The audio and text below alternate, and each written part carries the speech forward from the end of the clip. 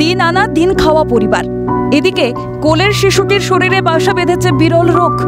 SMA-2 রোগে আক্রান্ত বছর 2-এর ঈশান। তাকে সুস্থ করতে লাগবে 16 কোটি টাকা। এই কথা শোনা মাত্রই উলুবেড়িয়ার মহেশপুরের বাসিন্দা কৌশিক ঘোষ ও তার স্ত্রীর মাথায় যেন আকাশ ভেঙে পড়েছে। ঈশানের বাবা কৌশিক একটি মিলে কাজ করেন। স্বাভাবিকভাবেই এতগুলো টাকা কিভাবে জোগাড় করবেন ভেবে কুল কিনারা পাচ্ছেন না। সাহায্যের আর্জি জানিয়ে সামাজিক মাধ্যমের দ্বারস্থ ঈশানের বাবা মা। মিলে কাজ করি, ওখানে যে কাজটা করি ওখানে কাজ করে আমার এত টাকা জোগাড় করা সম্ভব নয়। তাই আমি সবাইকে বলছি, এবং এই রোগটির কথা শুনে আমার প্রায় মাথা খারাপ হয়ে গেছে, কারণ এত টাকা আমার পক্ষে জোগাড় করা সম্ভব নয়। তাই আমি সবাইকে বলছি, দয়া করে আমার একটু সাহায্য করুন যাতে আমার ছেলেটিকে সুস্থ করতে পারি। নিষ্পাপ দুটি চোখ। সংবাদ মাধ্যমের সামনে কৌশিক জানান, 3 মাস আগে হঠাৎই অসুস্থ হয়ে পড়লে কলকাতা মেডিকেল কলেজে ভর্তি করা হয় ওই এক রোগ থেকে। শারীরিক পরীক্ষার পর জানা যায় স্পাইনাল মাস্কিউলার অ্যাট্রফি 2 রোগে আক্রান্ত সে। চিকিৎসকরা জানিয়েছেন ঈশানকে সুস্থ করতে হলে যে ইনজেকশনটির প্রয়োজন তার দাম 16 কোটি টাকা। এই ইনজেকশনটি সময় মতো ঈশানের শরীরে প্রয়োগ না হলে সে আর কোনোদিনও দাঁড়াতে পারবে না। তিনি চান আর 5 জনের মতো তার সন্তানও সুস্থ স্বাভাবিক জীবন ফিরে পাক। সাধারণ মানুষের পাশাপাশি মুখ্যমন্ত্রীর কাছেও সাহায্যের আবেদন এক অসহায় বাবা মার।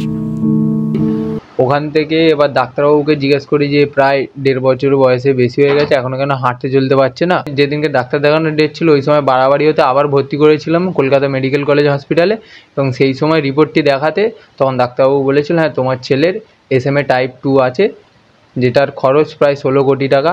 SMA spinal muscular atrophy. কত খরচা এই রোগটির খরচা প্রায় 16 কোটি টাকা। এবার সরকারি ট্যাক্স কেটে এটা ওষুধটা পাবো 9 কোটি টাকায়। ডাক্তারবাবুরা আমাদের টাইম দিয়েছে মিনিমাম 1 বছর, কিন্তু তার মধ্যে যতটা তাড়াতাড়ি পারবো করতে বলেছে। আমি চাইছি যে আমাদের সমস্ত দাদারা দিদিরা যারা আছেন তারা হেল্প করুন, যাতে আমারও বাচ্চাটি তার মায়ের কাছে সুস্থভাবে থাকতে পারে এবং হাসি খুশিভাবে থাকতে পারে। ডাক্তারবাবু বললো ওই রোগটার একটাই ওষুধ আছে, সেটা হচ্ছে 16 কোটি টাকার একটা ভ্যাকসিন। ওই ভ্যাকসিনটা না দিলেও কিছুই কোনো কিছু করতে পারবে না। ও শ্বাসকষ্টের সাথে সাথে ওর খাওয়ার মানে নিজে যে খেতে পারে ওই খাওয়ার এটা বন্ধ হয়ে যাবে, ও নলে করে খাওয়াতে হবে। আর আমি মাননীয় মুখ্যমন্ত্রীর কাছে অনুরোধ করছি যে আমার পাশে দাঁড়ান, সবাই আমাকে সাহায্য করুন। বিরল রোগে আক্রান্ত শিশুর পরিবারকে আশার আলো দেখাচ্ছে রানাঘাটের অস্মিকা।